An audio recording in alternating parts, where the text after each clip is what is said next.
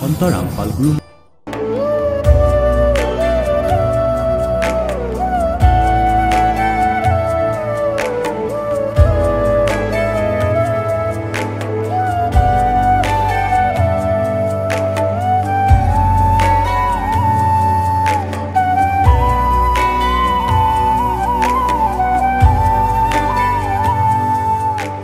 নমস্কাৰ ছাৰ। হয় নমস্কাৰ। আপোনাৰ শুভ নামটো? বিশ্বজিৎ বৰ্মন। আপুনি কোন ঠাইৰ পৰা আহিছে? মই কোকৰাঝাৰ অসমৰ পৰা আহিছোঁ। আপোনাৰ পৰা জানিব বিচাৰিছোঁ যে আপুনি সন্ত ৰামপাল গুৰু মহাৰাজৰ পৰা নাম দীক্ষা কেতিয়া লৈছে? মই সন্ত ৰামপালজী গুৰু মহাৰাজৰ পৰা নাম দীক্ষা 2024 ফেব্ৰুৱাৰী 25 তাৰিখ আছিল। তেখেতৰ পৰা নাম দীক্ষা লোৱাৰ আগতে আপুনি পৰম্পৰাগত কিবা ভক্তি সাধনা কৰিছিলনে?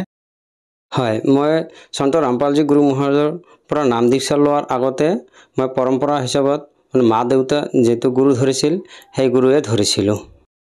আৰু সেই সাধনা আপুনি কিমান বছৰ ধৰি কৰিছিল? মই 16 বছৰমান কৰিছোঁ তাত সাধনা। আপুনি যিহেতু আপোনাৰ সমাজত প্ৰচলিত পৰম্পৰাগত যি ভক্তি সাধনা পৰিয়ালৰ লোকে যেনেদৰে কৰিছিলে আপুনিও সেইদৰেই কৰি আছিলে, তেনে ক্ষেত্ৰত ছাৰ আপুনি সন্ত ৰামপাল গুৰু মহাৰাজৰ শৰণলৈ কিয় আহিব লগা হ'ল?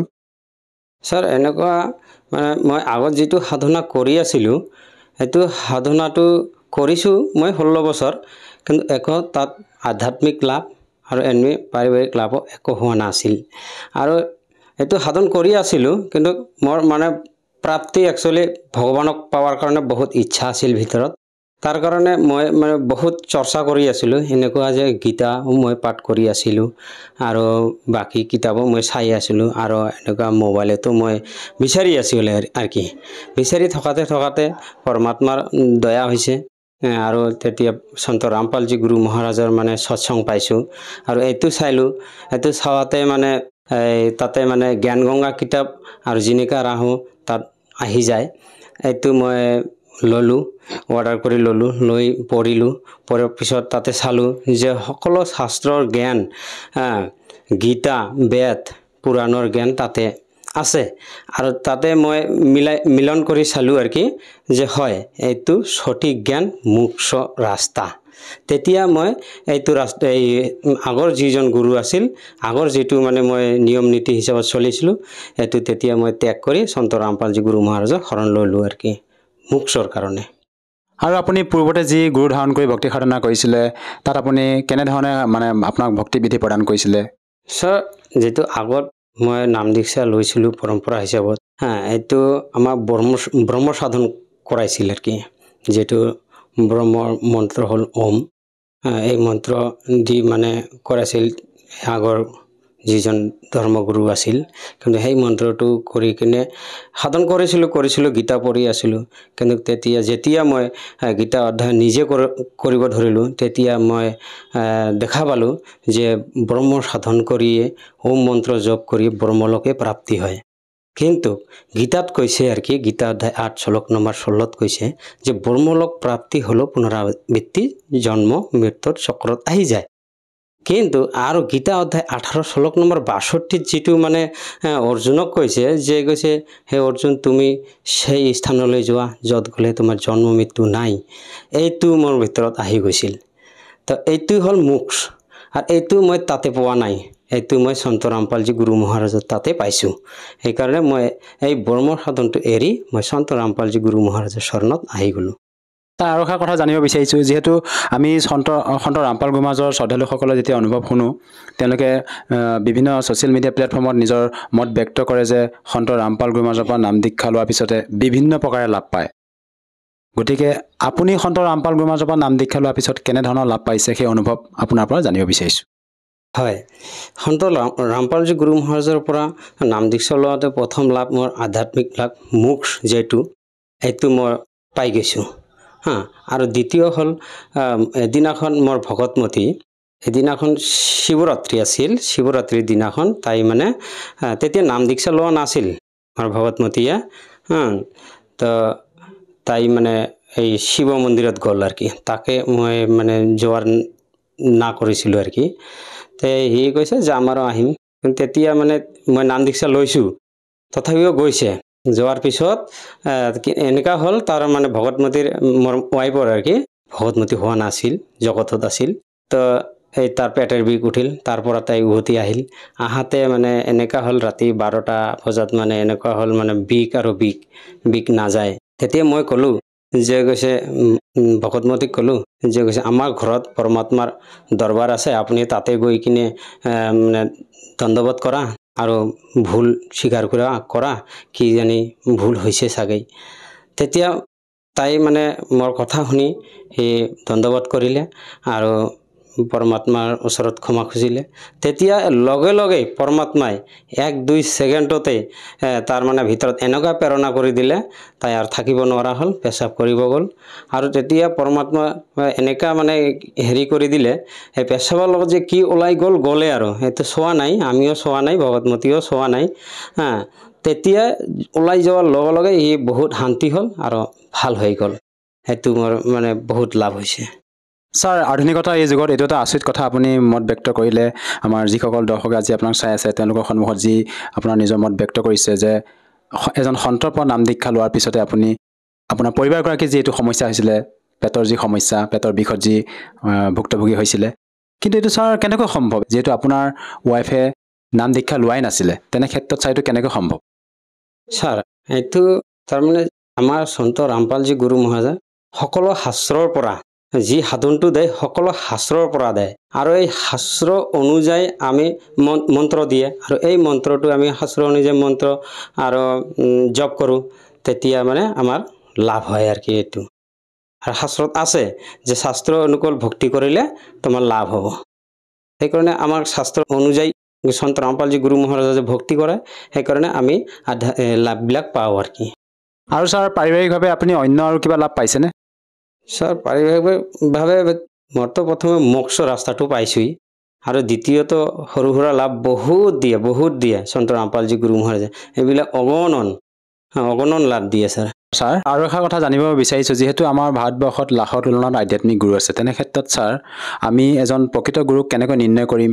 হয়, এই জগততো বহুত আধ্যাত্মিক গুৰু আছে, কিন্তু কোনো গুৰুৱে এনেকা কিতাপ সৎগ্ৰন্থবিলাক মানে খুলাই নেদেখায়। আৰু সন্ত ৰামপালজী গুৰু মহাৰাজে আঙুলি দেখুৱাই ভক্তি কৰায়।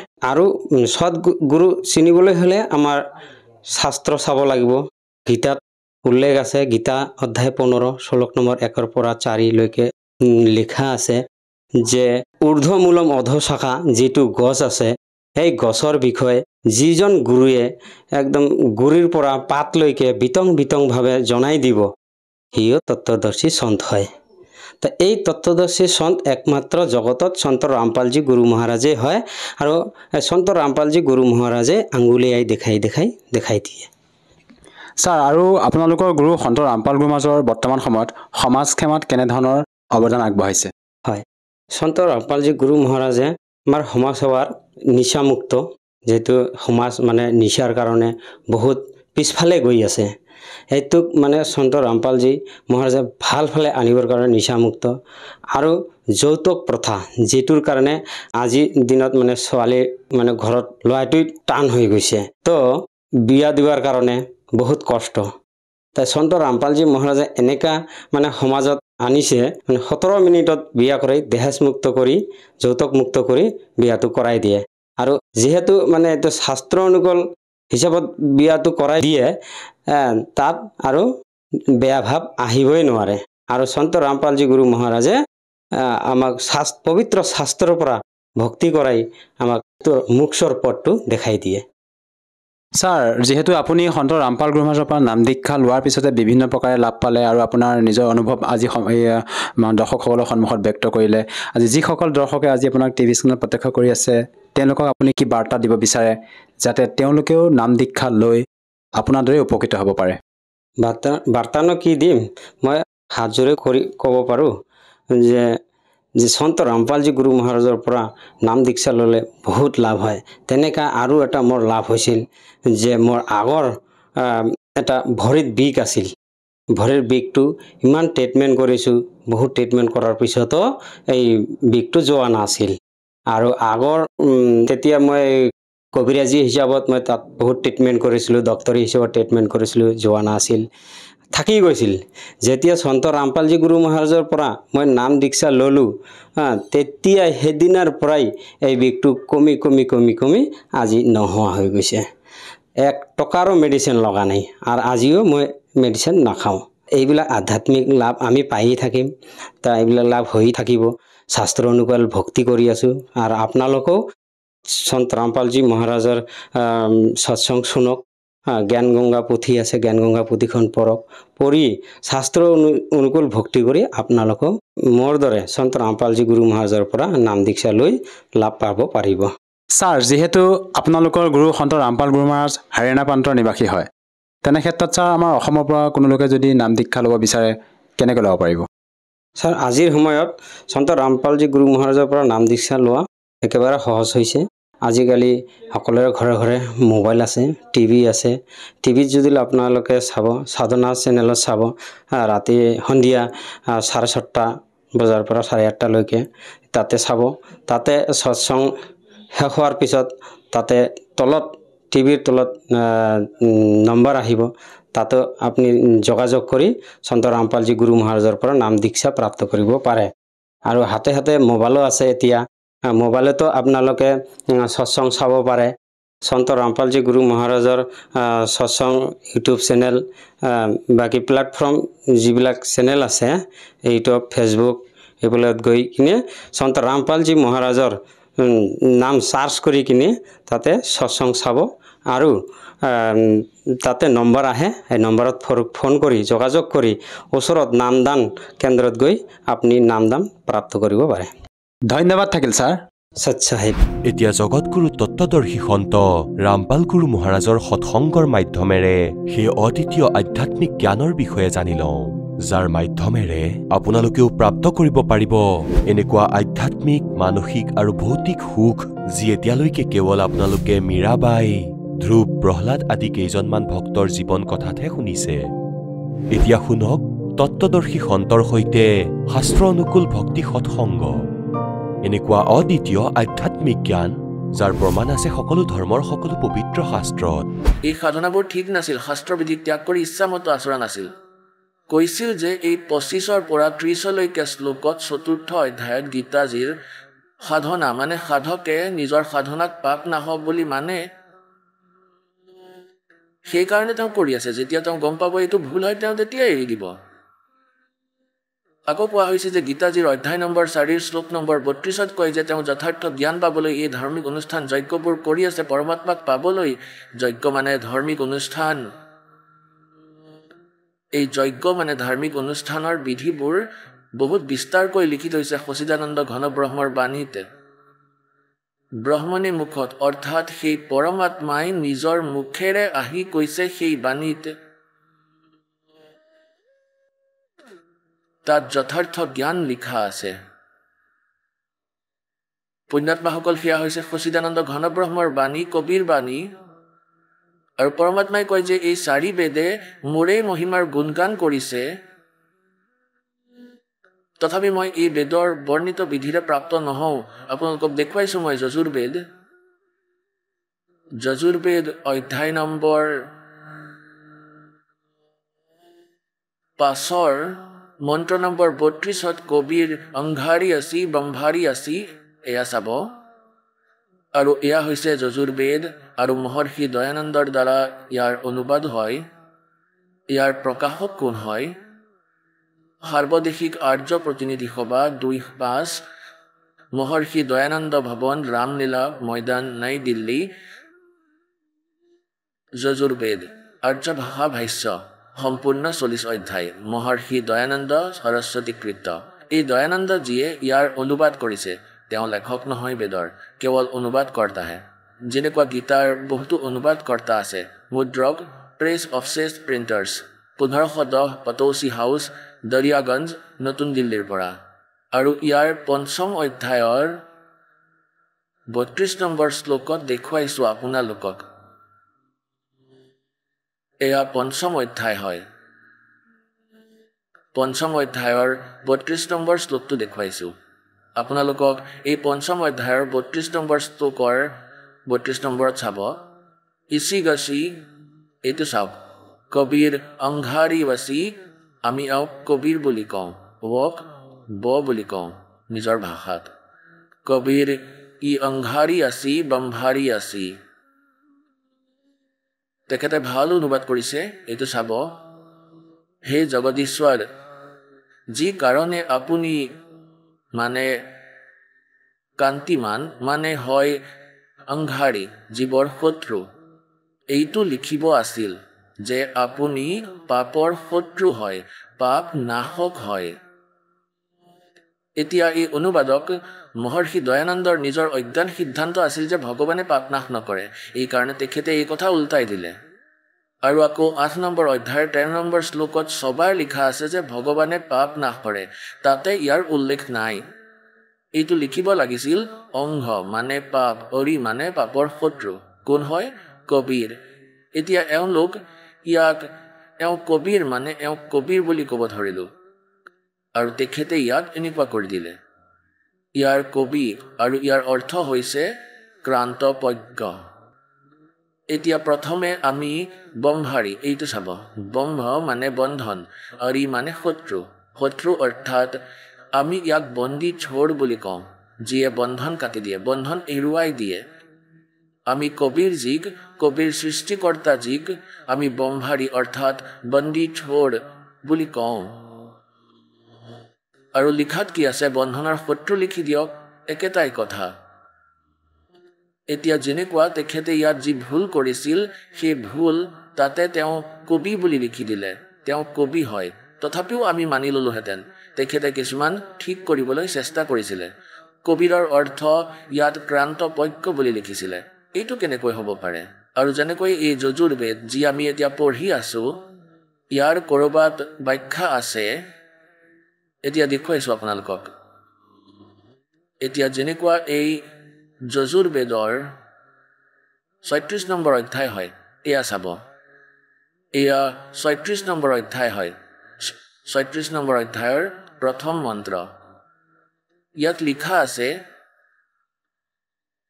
ৰি সংবাচম প্ৰপধে মনু যজু প্ৰপধে এইটো যজু শব্দ লিখা আছে এতিয়া এয়া হ'ল যে যজুৰ্বেদৰ বিষয়ত আৰু ইয়াৰ কোনোবাই অৰ্থ কৰিলে তেওঁ ভুল কৰিব ইয়াত যেনেকৈ এই মহৰ্ষিয়ে ঠিক কৰিছে ইয়াত এইটো আছে যজু ইয়াত অনুবাদ কৰিছে তাতে মূল পাঠ আছিলে এয়া চাওক যজু শব্দ আৰু ইয়াক যজুৰ্বেদ লিখিব লগা হ'ল এয়া সঠিক অৰ্থ হ'ল যজ্ঞৰ স্তুতিবোৰৰ সংগ্ৰহটো কি জানে ইয়াত সংগ্ৰহ যজ্ঞৰ স্তুতি লিখে ইয়াৰ যজ্ঞৰ স্তুতিসমূহ যজুৰ অৰ্থ ইয়াত লিখিব লাগিব যে তেওঁ যজুৰ্বেদৰ বিষয়ে কৈ আছে তেন্তে য'ত তেখেতে কবি কৰি দিছে তাত আমি কবিৰ দেৱ পঢ়িব লাগিব কবিৰ দেৱ লিখিব লাগিছিল এয়া চাওক আমি আকৌ আহিলো এই 5ম অধ্যায়ৰ 32 নম্বৰ শ্লোক এই 32 নম্বৰ শ্লোকত যজুৰ্বেদৰ ইয়াত এতিয়া এইটো লিখা আছে যে কবি কৰি লিখা আছে ইয়াত লিখিব লাগিছিল কবিৰ দেৱ তেওঁলোকে কবিৰ দেৱ নিলিখি কবি লিখি দিলে এয়া চাওক আমি কবিৰ দেৱ ক'ব লাগিছিল দেৱক পৰমেশ্বৰ সৃষ্টিকৰ্তা দেৱৰ অৰ্থ হৈছে পৰমেশ্বৰ তেনেহ'লে ইয়াত লিখিব লাগিছিল তেওঁ কবিৰ দেৱ আৰু চাওক ইয়াত লিখা আছে ঋতধামাসি স্বজ্যোতিৰ ঋতধামা তেওঁলোকে নিজে লিখিছিল ঋতধামা মানে সত্যধামযুক্ত আমি সতধাম বুলিও কওঁ সতলোক বুলিও কওঁ ইয়াক সতলোক ঋতধামাই ক'ব লাগে নহয় জানো ফলদামক ঋতধামা মানে সতলোকৰ বাসী সতলোকৰ নিবাসী সকলোৱে কয় এওঁ এই গাঁৱৰ নিবাসী তেন্তে এয়া এনেকুৱা হয় যে ঋতধামা তেওঁ সতলোকত থাকে আৰু স্বজ্যোতি চাওক এয়া কিমান আন্ধাৰ কৰিছে অনুবাদকে অন্তৰীলক প্ৰকাশ কৰোঁতে স্বজ্যোতি স্বয়ং প্ৰকাশিত তেওঁ স্বয়ং প্ৰকাশিত হয় পৰমাত্মা আছে তেওঁ সতলোকত থাকে তেওঁৰ নাম কবিৰ আৰু তেওঁই অংঘাৰী হয় পাপৰ শত্ৰু হয় বন্ধনৰ শত্ৰু অৰ্থাৎ বন্দী চোৰ সেই কবিৰ অংঘাৰীকে আমি তেওঁক কবিৰ বুলি কওঁ আমি লিখোতেও কবিৰ বুলি লিখোঁ, ডাঙৰ ইৰ মাত্ৰাটো লিখোঁ। এতিয়া পৰমাত্মাই কৈছে যে বেদ মেৰা ভেদ হে মে বেদন মে নাহি, যোন বেদ সে মে মিলো वो বেদ জানতে নাহি। এয়া চাওক, ঋগ্বেদ ভাষা ভাষ্য দ্বিতীয় ভাগ। এয়া ক'ৰ পৰা প্ৰকাশিত হৈছে? প্ৰকাশক হৈছে পণ্ডিতা ৰাকেশ বাণী, প্ৰধান কাৰ্যালয় Ved Mandir, Mahatma Vedbhut Sevashram, lake Ramnagar, Ibrahimpur, post office Mukhmelpur, দূৰভাষ ইমান। তলত লিখা আছে দয়ানন্দ সংস্থান, এয়া দিল্লীৰ প্ৰকাশন, আৰু ইয়াৰ অনুবাদ হয় এই ৯-১০ মণ্ডল, মহাত্মা বেদ ভিক্ষু ভৰতেন্দ্ৰ নাথ, দয়ানন্দ সংস্থান, কৰলবাগ, নতুন দিল্লী। ইয়াৰ ১০ নম্বৰ শ্লোকৰ ১০ নম্বৰ মণ্ডলৰ আৰু শ্লোক নম্বৰ ৪৯ত দেখুৱাইছোঁ আপোনালোকক। এয়া চাব, ঋগ্বেদ মণ্ডল ১০ শ্লোক নম্বৰ ৪৯। ইয়াৰ এই প্ৰথমৰ মন্ত্ৰ ৪৯ নম্বৰ শ্লোকৰ এই প্ৰথম মন্ত্ৰ। ইয়াত লিখা আছে যে মই স্তুতি কৰা সকলক, অৰ্থাৎ আমি, অৰ্থাৎ পূৰ্ণ পৰমাত্মা নিজৰ মহিমা বেদত লিখা আছে। আৰু ইয়াৰ অৰ্থ হয় যে অহং দাং গ্ৰনন্তে পুণ্যং বস্বহং ব্ৰহ্ম ক্ৰণৱং। এতিয়া পূৰ্ণ পৰমাত্মাই কয় যে ব্ৰহ্মৰ উৎপত্তি ময়েই কৰিছোঁ। এতিয়া ইয়াত চাওক যে অনুবাদত যে স্তুতি কৰা সকলক সনাতন ঐশ্বৰ্য নিবাস কৰা যোগক, সনাতন ঐশ্বৰ্য নিবাস কৰাৰ যুগৰ লোকক মুক্তি অথবা জ্ঞান প্ৰদান কৰোঁ, মুক্তিও প্ৰদান কৰোঁ। আৰু সনাতন ঐশ্বৰ্য মত যোৱাৰ পিছত আকৌ কেতিয়াও আপোনাৰ সুখ নাশ নহয়, সেয়া প্ৰদান কৰোঁ। অহং ব্ৰহ্ম কৃগৱাম, এইটো চাওক স্পষ্টকৈ লিখা আছে। এইটো স্পষ্টকৈ পঢ়িব লাগিব আমি, নহ'লে এইটো অসুবিধা কৰি আছে। অহং ব্ৰহ্ম কৃগৱাম, বেদক উৎপন্ন কৰোঁ। ইয়াত ব্ৰহ্ম অৰ্থবেদ, ইয়াত ব্ৰহ্ম অৰ্থবেদ কৰি লিখা আছে। মই ব্ৰহ্মক উৎপন্ন কৰোঁ। পূৰ্ণ পৰমাত্মা কবিৰ দেৱজীয়ে সৎপুৰুষে ব্ৰহ্মৰ উৎপত্তি কৰিছিল। আকৌ মূল সংস্কৃত পঢ়া, অহং মানে মই, ব্ৰহ্ম অৰ্থাৎ ব্ৰহ্মক, কৃগৱম অৰ্থাৎ উৎপন্ন কৰোঁ। মই ব্ৰহ্মক উৎপন্ন কৰোঁ। ঠিক আছে, য'ত তেখেতে অলপমান ভুল কৰিছে অনুবাদত তাক আমি শুদ্ধ কৰি ল'ব লাগিব নিজৰ জ্ঞানেৰে। আৰু এই বেদে মোৰেই মহিমাৰ বৃদ্ধি কৰে। যজ্ঞ দান সৎসংগ কৰা সকলক সনৰ্গত আদেশ কৰোঁতা ময়েই হয়। करे करावे साईं मन में लहर उठा और दादू से दरजीव के आप बगलो जा। কোৱা হয় যে সকলো দান পুণ্য সৎসংগ পুণ্য আত্মা যি মোৰ লগত সংযুক্ত হৈছে মইহে আনো। ইয়াত সৎমাৰ্গৰ আদেশ কৰোঁতা মই হয়। মই সকল যুদ্ধত নিদিয়াসকলক কুসংগী যজ্ঞশীলজনক হেৰুৱাওঁ। অৰ্থাৎ কোৱাৰ ভাৱ এইটোৱেই যে মই ব্ৰহ্মৰ উৎপত্তি কৰিছোঁ। আৰু যিয়ে মোৰ সৎভক্তি কৰে, যিয়ে মোৰ স্তুতি কৰে, তেখেতক সনাতন লোক, সনাতন অৰ্থাৎ সাক্ষাৎ স্থান প্ৰাপ্ত কৰোৱাওঁ। আৰু তাত গ'ল ঐশ্বৰ্যটো, তাত নিজে নিজেই থাকিব সকলো, মৃত্যু নহয়, কেতিয়াও বুঢ়া নহয়, কোনো বস্তুৰ অভাৱ নাই, নিবাসযোগ্য লোক, মুখ্য তথা জ্ঞান প্ৰদান কৰোঁ। আৰু মই অহং ব্ৰহ্ম কৃগৱম, মই বেদক উৎপন্ন কৰোঁ। বেদ নহয়, ইয়াত ব্ৰহ্মক উৎপন্ন কৰোঁ। আৰু মহ্যম বৰ্ধনম, আৰু এই যি বেদ আছে মোৰ মহিমাই গাই আছে। কিয়নো ব্ৰহ্মই আকৌ বেদৰ জ্ঞানেই দি আছিলে। এতিয়া কোৱাৰ তাৎপৰ্য এইটোৱেই যে আমি যি সদগ্ৰন্থক ঠিক মানি আছিলোঁ, সত্য মানি আছিলোঁ আৰু মানো, তাক আমি বুজি পোৱাই নাই। যেতিয়া পূৰ্ণ পৰমাত্মা কবিৰ যিয়ে সেই দানক কবিৰে ওলটাই কবিৰে কাশীত যি আহিছিল কবিৰ ভগৱান পৰম অক্ষৰ ব্ৰহ্মই নিজৰ মৰমীয়াল আত্মা ধৰ্মদাসজীক নিজৰ সৎলোক দেখুৱাইছিলে, সঁচা খণ্ড দেখুৱালে, তাক সকলো স্থিতিৰে পৰিচয় কৰালে। তেতিয়া তেওঁ ঘূৰি আহিলে, তেওঁ শৰীৰত পুনৰাই প্ৰৱেশ কৰালে আত্মাক। তেতিয়া তেওঁ জাগৰণ হৈ কৈছিল, হে পৰমাত্মা, আমিতো এই শ্ৰীৰাম শ্ৰীকৃষ্ণ ব্ৰহ্মা বিষ্ণু মহেশ্বৰজীকেই সুপ্ৰিম পাৱাৰ বুলি মানিছিলোঁ। হে মালিক, তেনেহ'লে দেখোন এই বেদ যিমান পুৰাণেই আছে এই সকলোবোৰ মিছা হয়। ইয়াত তেওঁলোকৰ বিষয়ে কৈছিল যি অজৰ অমৰ হয়, সৰ্বশক্তিমান হয়, সৰ্বেশ্বৰ হয়। পৰমেশ্বৰে কৈছে, वेद कतेब झूठे निभाई और झूठे हैं जो समझे नाई। মিছলীয়াটো তেওঁলোক যিয়ে বুজি নাপায়। वेद पढ़ने पर भेद न जाने, बाँचे पुराण 18, और फिर भी वेद पढ़े और उसका समझ नहीं सकते, इस करके अज्ञान साधनाएं शुरू करवा रखी हैं। और जड़ को अंधा पत्ते खुआवे, भूल गया सृजनहारा। ভগৱানক তুলসীৰ পাত দি নিবেদন কৰোঁ, ফল ফুল দি নিবেদন কৰোঁ, মূৰ্তিৰ ওপৰত কওঁ, তুমি সেই সৃজনহাৰক পাহৰি গৈছা। এই বেদত পৰমেশ্বৰৰ মহিমা আছে, এইটো আপুনি লাহে লাহে বুজি পাব। যথাৰ্থ অনুবাদ আছে। প্ৰথমতে আপুনি এই দৃঢ় কৰিব বিচাৰিছে এই দাসে, প্ৰথমতে আপোনালোকে এইয়া বুজক যে যি এই দাসে কৈ আছে সেয়া সকলো সঁচা হয়। ইয়াৰ পিছত এই দাসে এই বেদসমূহৰ যিমান আৱশ্যক সিমান অনুবাদ কৰিব।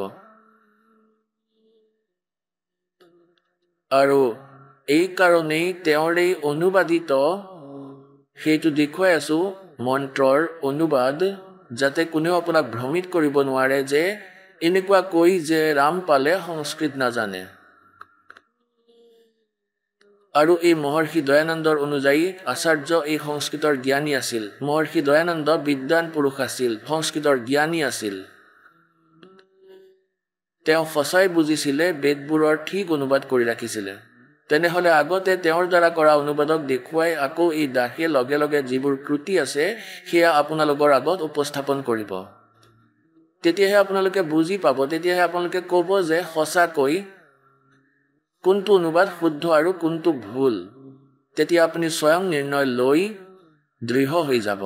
আৰু যেতিয়ালৈকে আমি দৃঢ় নহওঁ আমি কোনো মুক্তি প্ৰাপ্ত কৰিব নোৱাৰোঁ। হতাশ মানুহ কেতিয়াও সফল হ'ব নোৱাৰে। আপুনি আগলৈ গৈ মানি লওক দুটা ৰাস্তা আছে। আপুনি ক'ৰবালৈ অকলে গৈ আছে বা আপোনাৰ লগত কোনোবা গৈ আছে যোন ব্যক্তি জ্ঞানী হয়, বা আপোনাৰ লগত মেপ আছে।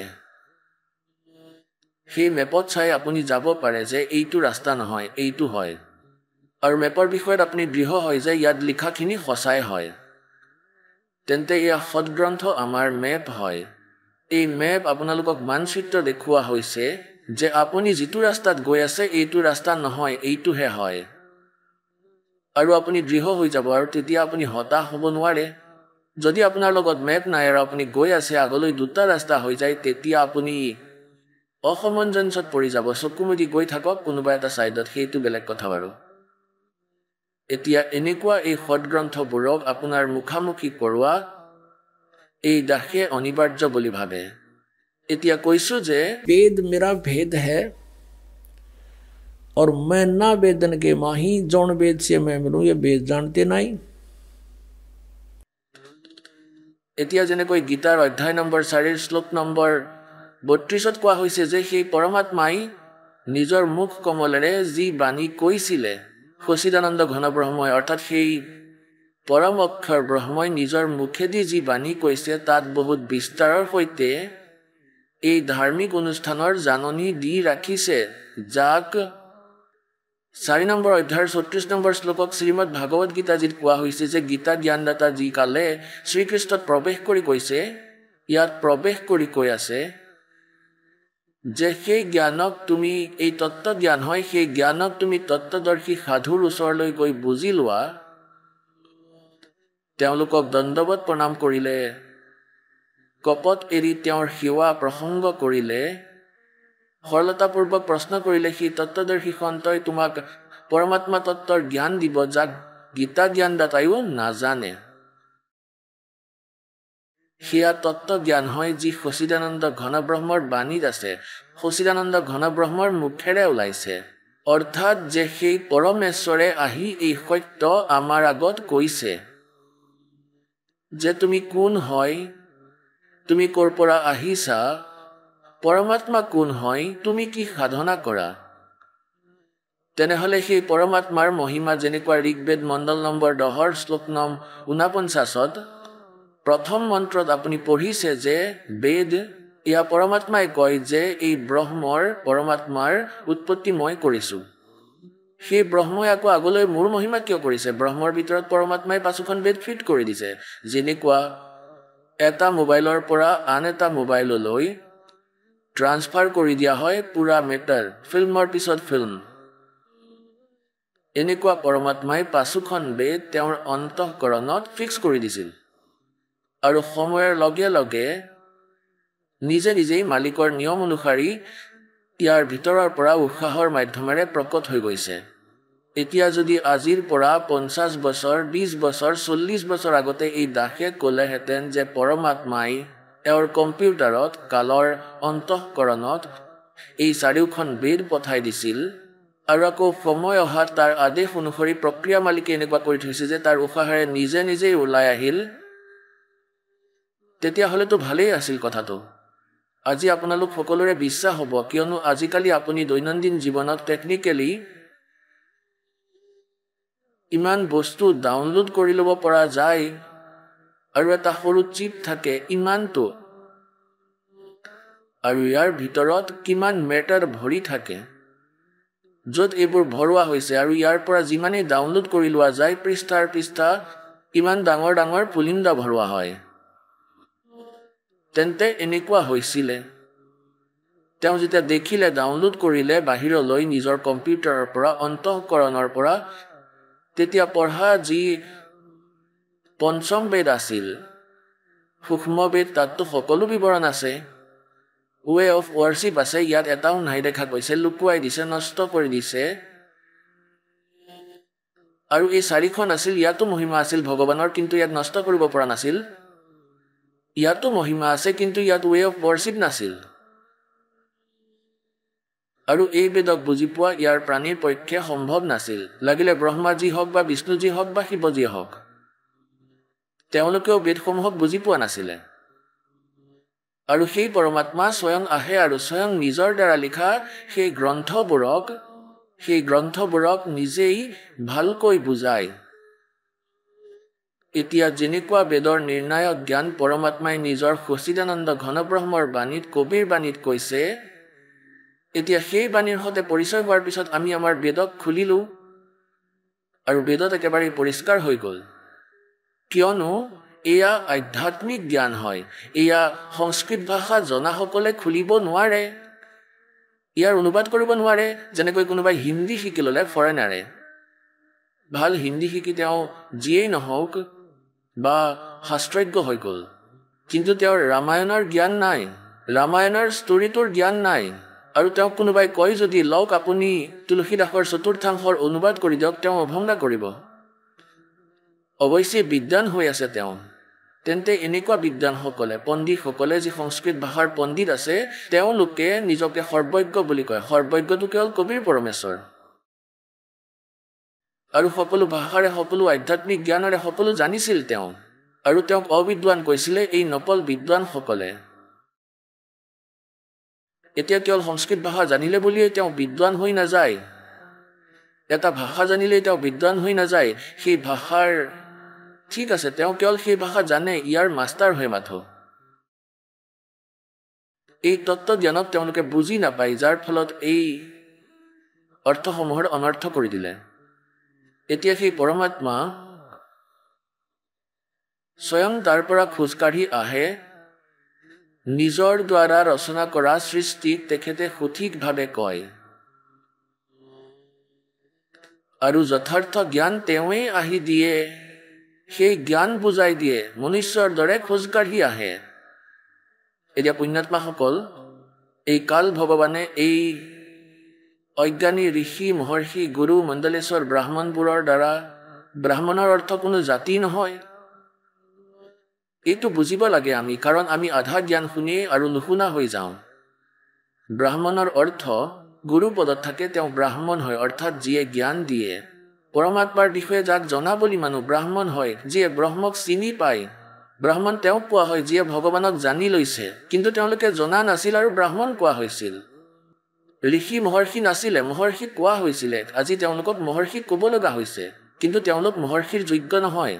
তেওঁলোকক ব্ৰাহ্মণ ক'বলগীয়া হয়, কিন্তু ব্ৰাহ্মণৰ যোগ্য নহয়। যেনেকুৱা মোৰ গুৰুদেৱ আছিলে, তেওঁ ব্ৰাহ্মণ আছিলে জাতিৰ হিচাপ মতে। হাৰিয়ানাত গাঁও পেটাবাছ, দাদৰীৰ ওচৰৰ ডাঙৰ পেটাবাছ আৰু জিলা ভিৱানী, সেই ডাঙৰ পেটাবাছ গাঁৱত থকা তেওঁ ব্ৰাহ্মণ জাতিৰ। কিন্তু তেওঁ নিজকে ব্ৰাহ্মণ বুলি কোৱা নাছিল। তেওঁ সন্ত ৰাম দেৱানন্দ বুলি কৈছিল। তেওঁ সন্ত আছিল। আৰু মোৰ যি দাদা গুৰুজী আছিল, গুৰুজীৰ গুৰুজী, সেয়া চাওলা গাঁও হয়, দিল্লীৰ নজফগড়ৰ আগত গুৰগাঁৱৰ পিনে যায়, চাওলা অন্ধ্ৰত পৰে। তেখেত চাওলা গাঁৱৰ জাত আছিল, কৃষক। আৰু তেওঁ কাশী বিদ্যাপীঠৰ পৰা 4টা বিষয়ৰ আচাৰ্য হৈ গ'ল। তেওঁ পণ্ডিত চিতানন্দ বুলি কোৱা হৈছিল, তেওঁক ব্ৰাহ্মণ কোৱা হৈছিল। এতিয়া সেই আমাৰ দাদা গুৰুজীৰ যি আশ্ৰম বনোৱা আছিল গোপালপুৰ গাঁও, খৰখুদৰ ওচৰত, জিলা শোণিপতত, তেওঁৰ আশ্ৰমৰ ওপৰত লিখা আছে পণ্ডিত চিতানন্দজীৰ আশ্ৰম। আৰু আমাৰ গুৰুদেৱৰ য'ত আশ্ৰম আছে ত'ত লিখা আছে সন্ত ৰাম দেৱানন্দজীৰ আশ্ৰম। তেন্তে ইয়াত জাতিৰ পৰা ব্ৰাহ্মণ নহয়, কৰ্মেৰে ব্ৰাহ্মণ বুলি কোৱা হৈছিল। তেন্তে এই নকল গুৰু ব্ৰাহ্মণসকলক যি গুৰুপদত আছিল, এওঁলোকে ক খও নাজানিছিল আৰু এওঁলোকক কোৱা হৈছিল মহৰ্ষি। তথাপিও এওঁলোকে বুজি নাপালে সি পৰমাত্মাৰ অমৃত বাণীক। সেয়েহে পৰমেশ্বৰে কৈছিলে যে এই वेद कतेब झूठे निभाई और झूठे हैं जो समझे नाही। তেন্তে বেদত লিখা আছে যে সেই পৰমাত্মা স্বয়ং গতি কৰি আহে। এতিয়া যেনেকুৱা এই আৰ্য সমাজৰ গ্ৰুপ আছে, ইয়াত শিক্ষিত বৰ্গ বহুত আছে, আৰু কিন্তু তেওঁলোকৰ অক্ষৰৰ জ্ঞান আছে, আধ্যাত্মিক জ্ঞান নাই। সিফালে মহৰ্ষি দয়ানন্দৰো কখৰ জ্ঞান নাছিল আধ্যাত্মিক জ্ঞানৰ। সেইকাৰণে তেখেতে চেষ্টা কৰিলে বেদৰ অনুবাদ কৰিবলৈ, আৰু তেওঁৰ নিজৰ সিদ্ধান্ত আছিল যে ভগৱান নিৰাকাৰ হয়। তেওঁ যিকোনো এখন দেশত নাথাকে, এখন দেশ মানে স্থানত ক'তো নাথাকে, তেওঁ কেৱল সৰ্বব্যাপক হয়, যেনেকুৱা বায়ু, এনেকুৱা ভগৱান হয়। ইমান ভাল মানুহ, নিৰাকাৰ পৰমাত্মা, ইমান ডাঙৰ ডাঙৰ ষ্ট্ৰাকচাৰ কেনেকৈ বনাব তেওঁ? যেনেকৈ কোনেও ক'ব নোৱাৰে যে এইটো কেনেকৈ বাস্তৱত পৰিণত হ'ব। সাকাৰ মনুষ্য ইঞ্জিনিয়াৰ হয়, আৰু জাহাজ বনাই দিলে, হাৱাই জাহাজ, বায়ু বিমান বনাই দিলে, সমুদ্ৰী জাহাজ বনাই দিলে, আৰু ইয়াত বহি আৰামত ঘূৰি আছে, আৰু সেই বাহন চলি আছে। নিৰাকাৰ কোনো কাৰিকৰ বনাই দেখুৱাওক তেওঁ, পিছত তেওঁ কি ভাল বনাব তেওঁ? তেন্তে এনেকুৱা পৰমাত্মা মনুষ্য সদৃশ হয়, তেওঁ অমিতোজা হয়, তেওঁৰ শক্তিৰ কোনো আৰ পাৰ নাই। তেওঁৰ বচনেৰেই সকলো হৈ যায়। যেনেকৈ আমি কেতিয়াবা দেখোঁ যে যাদুগৰে নিজৰ মুখত এটা সৰু গোল মাৰ্বল, ইমানটো মাৰ্বল এটা, সেই মাৰ্বলটো মুখত সুমুৱাই লয়, আৰু অলপ পিছত হু কৰি ইমান ডাঙৰ বহু কষ্টেৰে মুখৰ পৰা এটা পাথৰ উলিয়াই দিয়ে আৰু তলত পেলাই দিয়ে। আপুনি উঠাই চাই লওক, সঁচাই পাথৰেই হয়। তেন্তে যেতিয়া এটা যাদুগৰে এই সকলোবোৰ কৰিব পাৰে, তেওঁতো পৰম যাদুগৰ হয়, তেওঁতো সৰ্বশক্তিমান হয়, এটা বচনেৰে সকলো কৰি দিব। এনেকৈ সেই পৰমাত্মাৰ মহিমাৰে আমি পৰিচিত হ'ব লাগিব। সেই পৰমাত্মাই কোৱা হয় এটা শব্দৰে সকলো কৰিছে, গোটেই স্বৰ্গ মৰ্ত এটা বচনেৰে সকলো বনাইছে। তেওঁৰ সামৰ্থ্য আছে, সেয়া তেওঁ সকলো কৰিব পাৰে, আৰু সেই জাননী নিজেই আহি দিছে। আৰু তেওঁ নিৰাকাৰ বুলি কয়, ভগৱান, আৰু বেদে সাকাৰ বুলি কয়, নিৰাকাৰ হয়, মনুষ্য সদৃশ হয়। এতিয়া পুণ্যাত্মাসকল, সেয়েহে পৰমাত্মাই কয়, এতিয়া আপোনালোকে শুনিলে জগতগুৰু তত্ত্বদৰ্শী সন্ত ৰামপাল গুৰু মহাৰাজৰ মংগল প্ৰবচন। আহক এতিয়া শুনো ভগতসকলৰ অনুভৱ, যিসকলে সন্ত ৰামপাল গুৰু মহাৰাজৰ প্ৰমাণিত জ্ঞানৰ পৰা প্ৰভাৱিত হৈ নাম দীক্ষা লৈ বহুতো লাভ প্ৰাপ্ত কৰিলে। ছাৰ নমস্কাৰ। নমস্কাৰ ছাৰ। ছাৰ কি নাম আপোনাৰ? মোৰ নাম সৰ্বেশ বাবু কুশৱাহা হয়। সৰ্বেশ, আপুনি ক'ৰ পৰা আহিছে? মই ডিষ্ট্ৰিক্ট ইটাৱা ইউপিৰ পৰা হয়। ছাৰ, সন্ত ৰামপালদেৱ মহাৰাজৰ পৰা আপুনি নাম দীক্ষা কেতিয়া ল'লে? ছাৰ, মই ৰামপালদেৱ মহাৰাজৰ পৰা নাম দীক্ষা 10/2014 লৈছিলোঁ। ছাৰ, আপুনি সন্ত ৰামপালদেৱ মহাৰাজৰ পৰা নাম দীক্ষা লোৱাৰ আগত কিবা ভক্তি সাধনা কৰিছিলেনে? হয় ছাৰ, নাম দীক্ষা লোৱাৰ আগত মই দেৱী দেৱতাসকলৰ পূজা কৰিছিলোঁ। কালী মন্দিৰত গৈ শনি দেৱতাৰ মন্দিৰলৈ গৈ প্ৰত্যেক শনিবাৰে চাকি জ্বলাইছিলোঁ। তেন্তে আপুনি সন্ত ৰামপালদেৱ মহাৰাজৰ শৰণলৈ কেনেকৈ আহিল? ছাৰ, মোৰ শাহুমা আৰু মোৰ শহুৰ দেউতা টিভিত সাধনা চেনেলত সন্ত ৰামপালদেৱ মহাৰাজৰ যি সৎসংগ আহিছিলে সেয়া তেওঁলোকে চাইছিলে। তেওঁলোকৰ অকণমান অসুবিধা আছিলে, ভৰি তেওঁৰ ফুলি আছিলে, বহুত ভয়ংকৰ বিষ হৈছিলে।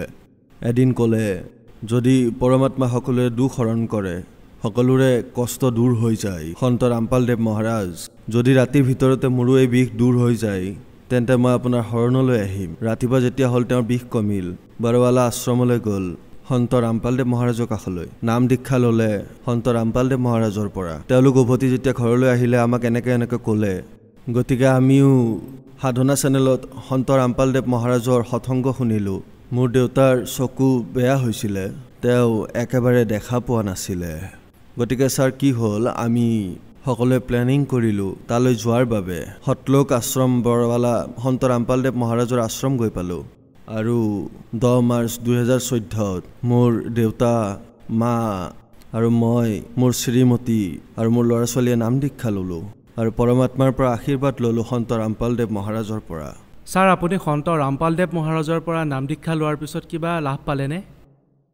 ছাৰ, লাভটো ইমান বেছি পৰিমাণৰ হ'ল, তেন্তে মই গণোতে আবেলিৰ পৰা ৰাতিপুৱা হ'ব। প্ৰথমটো লাভ, মোৰ দেউতাৰ চকুৰে একেবাৰে দেখা নাছিলে, একো চাব নোৱাৰিছিল। ছাৰ, মই দেউতাক দিল্লীলৈ লৈ গ'লোঁ, SN মেডিকেল কলেজ। ডক্টৰৰ দ্বাৰা পৰীক্ষা কৰালোঁ। ডক্টৰে ক'লে যে এনেকুৱা যে আপোনাৰ দেউতাৰ চকুৰ যি হীৰা সেয়া ফাটি গৈছে, তেওঁৰ দৃষ্টিশক্তি আৰু উভতি নাহে, তেওঁৰ অপাৰেশ্যন কৰিও একো লাভ নহ'ব, আপুনি এওঁক লৈয়ে যাওক।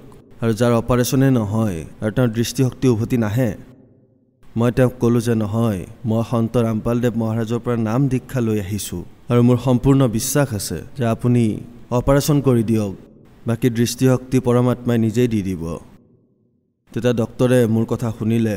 ডাঙৰ অধিকাৰী যি ডক্টৰ আছিলে তেওঁৰ কাষলৈ ফাইল পঠিয়ালে যে তেওঁৰ পৰা আদেশ লৈ আহক, তাৰ পিছতহে মই অপাৰেশ্যন কৰিম। শেষত মোৰ দেউতাৰ অপাৰেশ্যন কৰা গ'ল চকুৰ।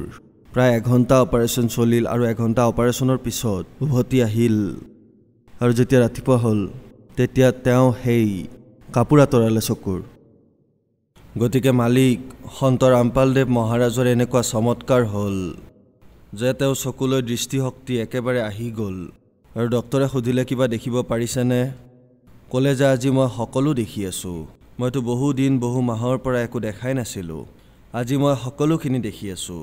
আৰু কিছু সময়ৰ পিছতে বিচনাৰ পৰা তললৈ নামিয়েই তৎক্ষণাত নিজৰ টয়লেট বাথৰুমলৈ গ'ল আৰু বহিলে আৰু ক'লে যে আজি সন্ত ৰামপালদেৱ মহাৰাজে বৰ দয়া কৰিলে, মোৰ চকুৰ দৃষ্টিশক্তি ঘূৰি আহিল। আৰু ছাৰ, লাভ কিমান কম। এবাৰ মই আগ্ৰাতেই ওলাই গৈছিলোঁ, এফালে অলপ ভঙা আছিলে, এফালে পাব্লিক অহা যোৱা কৰি আছিল, ইফালে ৰাতিয়ে হৈ গৈছিলে, এইপিনে পুলিচে বেৰিকেড লগাই থৈছিলে, পথ জাম কৰি থোৱা আছিল, তাতে এডাল তাঁৰ আছিল মোটা ধৰণৰ টেলিফোনৰ, তেওঁলোকে বান্ধি থৈছিলে দীঘল। এন্ধাৰত মই সেয়া দেখা নাছিলোঁ আৰু মই 50ৰ স্পীডত বাইক চলাই আছিলোঁ। মই হেলমেট পিন্ধিয়ে আছিলোঁ, যিহেতু পোহৰ পৰি আছিলে সেইকাৰণে মই ৱায়াৰডাল দেখা নাছিলোঁ। মই চিধা গৈ সেই ৱায়াৰডালত বাইকখনেৰে খুন্দিয়াই দিলোঁ। আগৰ হেণ্ডেল আৰু আগৰ গোটেই লাইট আদি সকলো ভাঙি গ'ল আৰু হেণ্ডেলডাল আহি মোৰ এই বুকুত লাগি ধৰিলে। কিন্তু পৰমাত্মা সন্ত ৰামপালদেৱ মহাৰাজৰ এনেকুৱা দয়া আছিল, মোৰ গাত এটা আচুৰো নালাগিল। যদি মালিকৰ দয়া নাথাকিল হয় তেন্তে আজি মোৰ ডিঙি চিঙি দূৰত পৰি থাকিলে হয়, মই জীয়াই থাকিব নোৱাৰিলোঁ হয় যদি সন্ত ৰামপালদেৱ মহাৰাজৰ দয়া নাথাকিলহেঁতেন। আৰু ছাৰ, আন এটা চমৎকাৰটো 2019ৰে হয়। মোৰ 2-3 দিনৰ বাবে জ্বৰ হৈছিল এদিনাখন কি হ'ল মই মোৰ শ্ৰীমতীক ক'লোঁ যে আজি মোৰ কিবা এটা ভাল লগা নাই মোৰ একেবাৰে ভাল লগা নাই মোৰ এনেকুৱা লাগি আছে যেন মোৰ মৃত্যু নিশ্চিত মোৰ কিবা আচহুৱা লাগি আছে তেতিয়া তেওঁ ক'লে যে ডক্তৰক দেখাওক তেতিয়া কি হ'ল মোৰ মুখেৰে তেজ ওলাই আছিল তেতিয়া মই ভাবিলোঁ যে যদি তেজ আহি আছে হ'ব পাৰে হয়তো দাঁতৰ কিবা অসুবিধা হৈছে বা কিবা আন কাৰণত আহিছে চাগে গতিকে ডেণ্টিষ্টৰ ওচৰলৈ গ'লোঁ তেওঁক যেতিয়া মই দেখালোঁ তেওঁ একো বুজি নাপালে আৰু মোক ঔষধ দিলে মই ঔষধ লৈ ল'লোঁ দুপৰীয়া তাৰ পিছত খানা খালোঁ আৰু খানা খোৱাৰ পিছত মই বাগৰ দিলোঁ আৰু বাগৰ দিয়াৰ লগে লগে মোৰ মূৰত আহিল যে এয়া ঔষধ একো ঠিক নহয় মই তৎক্ষণাত উঠিলোঁ আকৌ পুনৰ আন এজন ডেণ্টিষ্টৰ ওচৰলৈ গ'লোঁ তেখেতে চাই ক'লে যে তোমাৰ না মুখত অসুবিধা আছে না তোমাৰ দাঁতত আছে তুমি কোনো এজন ফিজিচিয়ানৰ ওচৰলৈ গৈ তেওঁক দেখুৱাগৈ মই এজন ফিজিচিয়ান কে বিশ্বই কমলানগৰ আগ্ৰাত থাকে তেখেতৰ তাতে হস্পিটেল আছিলে মই তেওঁৰ ওচৰলৈ গ'লোঁ তেওঁক দেখুৱালোঁ তেওঁ লগে লগে ক'লে যে আপুনি যাওক টেষ্ট আদি কৰাই লওক আপোনাৰ প্লেটেলেটছ ডাউন আছে আপোনাৰ সম্পূৰ্ণ শৰীৰত ছিদ্ৰ পৰি গৈছে ক'লা ক'লা আপোনাৰ প্লেটেলেটছ ডাউন আছে আপুনি যাওক আৰু টেষ্ট কৰাওক টেষ্টৰ বাবে লিখি দিলে মই টেষ্ট কৰিবলৈ গ'লোঁ আগ্ৰা দিল্লী গেটত এটা বৰ ডাঙৰ ভাল লেব আছে তালৈ গৈ মই টেষ্ট কৰালোঁ টেষ্টৰ সময়ত যিমান ষ্টাফ আছিলে তাৰে তেওঁলোকে মোৰ মুখৰ ফালে চাই আছিল কৈ আছিলে যে আপোনাৰ কি একো হোৱা নাই মই ক'লোঁ যে মোৰ কি হ'ব মই সন্ত ৰামপালদেৱ মহাৰাজৰ শিষ্য হওঁ মোৰ একো হ'বই নোৱাৰে এতিয়া তাৰ যিমান ষ্টাফ আছিলে ডক্তৰ আছিল ক'লে যে আপুনি ইমান বেমাৰী আপোনাৰ ইমান সমস্যা আছে আপুনি কৈছে আপোনাৰ একো হোৱা নাই মই ক'লোঁ মোৰ একো হোৱাই নাই কেনেকৈ হোৱা বুলি ক'ম মিছা ক'ম নেকি আপোনাক তেতিয়া তেওঁ ক'লে যে আপুনি যাওক কমলানগৰ চেণ্টাৰলৈ যাওক তাৰ পৰা আপুনি ৰিপৰ্ট পাব মই তালৈ গ'লোঁ চেণ্টাৰত তাৰ পৰা এজন ডাঙৰ ডক্তৰে ফোন কৰিলে আৰু ক'লে যে এওঁৰ ৰিপৰ্ট ঠিক অহা নাই পুনৰাই ৰিপৰ্ট কৰাওক তেখেতসকলে পুনৰাই ৰিপৰ্ট কৰালে তেতিয়া প্লেটেলেটছৰ হিচাপৰ যি ৰিপৰ্ট আহিল মোৰ তেতিয়া 15,000 আহিল আৰু ডক্তৰে এডমিট হ'বলৈ গ'লোঁ মই হস্পিটেললৈ তেতিয়া তাত ডক্তৰ নাছিলে কম্পাউণ্ডাৰে যেতিয়া মোৰ ৰিপৰ্ট দেখিলে আৰু ক'লে যে আপুনি পেচেণ্টক লৈ আহক পেচেণ্ট ক'ত আছে তেওঁৰ বহুত অসুবিধা হৈছে লৈ আহক ৰিপৰ্টৰ হিচাপততো বহুত চিৰিয়াছ তেওঁ মই ক'লোঁ পেচেণ্ট আন কোনো নহয় ছাৰ ময়ে হওঁ মোকে এডমিট কৰাওক কম্পাউণ্ডাৰে ক'লে আপুনি পেচেণ্ট নেকি ঠিকে আছে দেখোন মই ক'লোঁ একো ঠিকে নাই এয়া সন্ত ৰামপালদেৱ মহাৰাজৰ দয়া আপুনি কম্পাউণ্ডাৰ ছাৰ মোক এডমিট কৰাই লওক তেতিয়া তেওঁ ডক্তৰক ফোন লগালে আৰু মোক এডমিট কৰালে তাৰপিছত তেওঁ ক'লে যে কিছু তেজৰ প্ৰয়োজন আছে তেজৰ ব্যৱস্থাও মই কৰাই ল'লোঁ অ'ত ত'ত খবৰ কৰোঁতে হৈ গ'ল মোৰ যোগাৰ তেজো দিয়া হ'ল দ্বিতীয় দিনা যেতিয়া টেষ্ট কৰোৱা হ'ল তেতিয়া প্লেটেলেট 15,000ৰ পৰা 5,000 হ'ল যেতিয়া প্লেটেলেট 5,000 হ'ল তেতিয়া মই সন্ত ৰামপালদেৱ মহাৰাজক প্ৰাৰ্থনা কৰিলোঁ যে হে মালিক মোৰ সৰু সৰু ল'ৰা ছোৱালী আছে আৰু মোৰ শ্ৰীমতী তাইক সংসাৰৰ মানুহে জগতৰ মানুহে জীয়াই থাকিবলৈ নিদিব যদি মোৰ কিবা হৈ যায় তেন্তে তাইক কোনেও জীয়াই থাকিব নিদিব তেতিয়া মালিকক প্ৰাৰ্থনা কৰিলোঁ সন্ত ৰামপালদেৱ মহাৰাজক গুৰুদেৱৰ পৰা আদেশ এয়া আহিল যে মালিকে দয়া কৰিব আৰু আপুনি ভক্তি কৰক আকৌ সন্ত ৰামপালদেৱ মহাৰাজৰ শিষ্য আহিল আৰু তেখেতসকলে নিজৰ তেজ মোৰ শৰীৰত সোমোৱাই দিলে পিছদিনাখনেই প্লেটেলেট 5,000ৰ পৰা 36,000লৈ বাঢ়ি গ'ল আৰু মালিক সন্ত ৰামপালদেৱ মহাৰাজৰ বহুত দয়া হ'ল মোৰ ওপৰত আজিলৈকে সুস্বাস্থ্য মই আপোনালোকৰ সন্মুখত এয়া থিয় হৈ আছোঁ একেবাৰে সুস্থ ছাৰ আন এটা লাভ এয়া মোৰ যি শ্ৰীমতী আছিল তেওঁৰ এলাৰ্জি বেমাৰ আছিল তেওঁ বহুত দুখত আছিল কমেও 4-6 বছৰ বহুত অসুবিধা পালে পিছত সন্ত ৰামপালদেৱ মহাৰাজৰ এনেকুৱা কৃপা এনেকুৱা দয়া হ'ল নাম দীক্ষা লোৱাৰ পিছত তৎক্ষণাত তেওঁৰ এই বেমাৰো কটা গ'ল ছাৰ আপুনি নিচাও কৰিছিল নেকি ছাৰ নিচাটো মই বহুত কৰিছিলোঁ বিয়াৰো খাইছিলোঁ চিগাৰেটো খাইছিলোঁ বিড়িও খাইছিলোঁ ছাৰ আৰুতো আৰু গুটখা পাণ সকলো খাইছিলোঁ সকলো বেয়া অভ্যাসে মোৰ তাত আছিল ছাৰ তেন্তে আপুনি সন্ত ৰামপালদেৱ মহাৰাজৰ পৰা নাম দীক্ষা লোৱাৰ পিছত নিচা এৰিব পাৰিলেনে ছাৰ সন্ত ৰামপালদেৱ মহাৰাজৰ পৰা নাম দীক্ষা লোৱাৰ পিছত মোৰ সকলো এনেকৈ ভাল হৈ গ'ল যেন মোৰ শৰীৰত কোনো ধৰণৰ বিকাৰ নাছিলেই যিমানবোৰ নিচা কৰিছিলোঁ সকলো এৰা গ'ল মই আগতে বহুত চেষ্টা কৰিছিলোঁ এই নিচাবোৰ এৰিবলৈ বিড়ি এৰিবলৈ গুটখা এৰিবলৈ বিয়াৰ এৰিবলৈ কিন্তু একো এৰিব পৰা নাছিলোঁ যেতিয়াই সন্ত ৰামপালদেৱ মহাৰাজৰ পৰা নাম দীক্ষা ল'লোঁ তাৰপিছত মোৰ যিমানখিনি নিচা অভ্যাস আছিল সকলো শেষ হৈ গ'ল আৰু আজি মই সুস্বাস্থ্য ছাৰ মই আগতে 10 বছৰ বাবা জয়গুৰুদেৱ পন্থৰ লগত জড়িত আছিলোঁ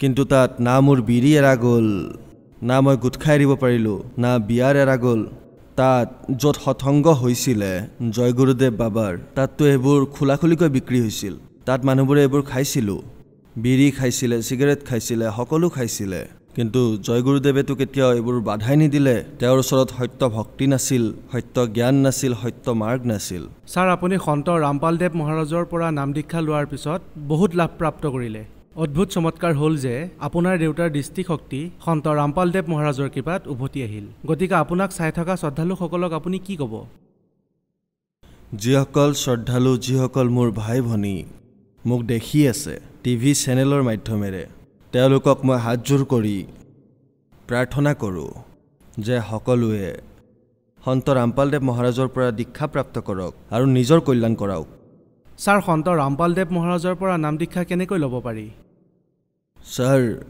সন্ত ৰামপালদেৱ মহাৰাজৰ পৰা নাম দীক্ষা লোৱাৰ অনেক সাধন আছে সকলো জিলাতে নামদান কেন্দ্ৰ খোলা আছে নামদান চেণ্টাৰলৈ যাওক বিনামূলীয়াকৈ নামদান প্ৰাপ্ত কৰক আৰু কল্যাণ কৰাওক ধন্যবাদ ছাৰ সৎ চাহেব সন্ত ৰামসভা হ'ল